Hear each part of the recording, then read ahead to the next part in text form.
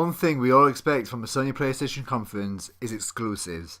Not just timed exclusives or a few added missions nobody really cares about, but real exclusives. First party games developed solely for PlayStation.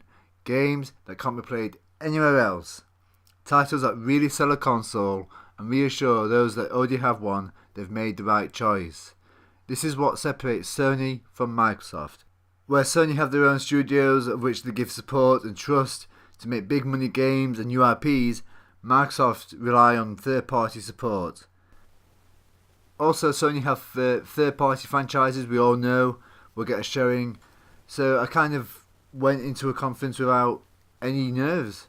But let's get started. The Sony PlayStation conference. A very dramatic opening. My first thoughts were Assassin's Creed, but obviously that had already been shown at the Microsoft conference.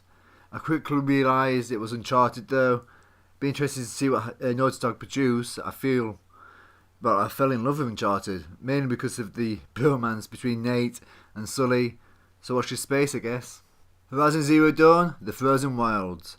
Horizon is my game of the year and could play it all again. I mean, who doesn't enjoy fighting robot dinosaurs one-on-one, right?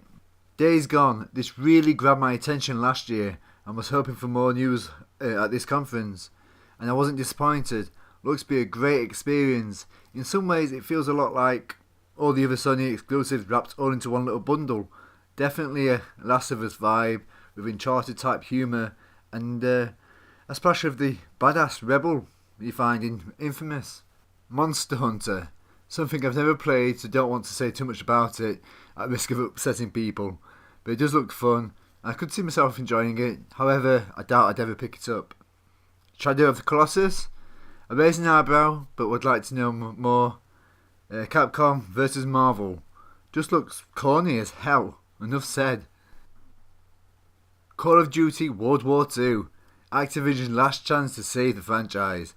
The single player looks great, I really got the feels and I'm so hyped. But no multiplayer reveal? Or will that come later? Keep watching I guess. I'm not interested in VR in the slightest, however Skyrim VR might just, persuade me, but I won't cover the VR section even though there's some interesting games in there. Sorry, but moving on. God of War 4, I really can't wait for this. I've played them all, even the spin-offs, but Kratos now has a kid. Is he still angry? Are the gods still watching? I want to start playing this already. Early 2018, the general release date, and it can't come soon enough. Another title that impressed me last year, Detroit Become Human. Kind of has a Blade Runner cross iRobot feel about it. Geth Uprising against the Quarians. If you don't get the reference, you need to play Mass Effect. But it also has like a Heavy Rain feel. I've got a feeling you might be playing as multiple characters in order to reach the end goal. Destiny 2. So many hours I spent grinding in Destiny before I realised I wasn't actually enjoying myself and was just wasting time. It needed a campaign and now it's got one, so let's see what happens. I'm going to make so many enemies here.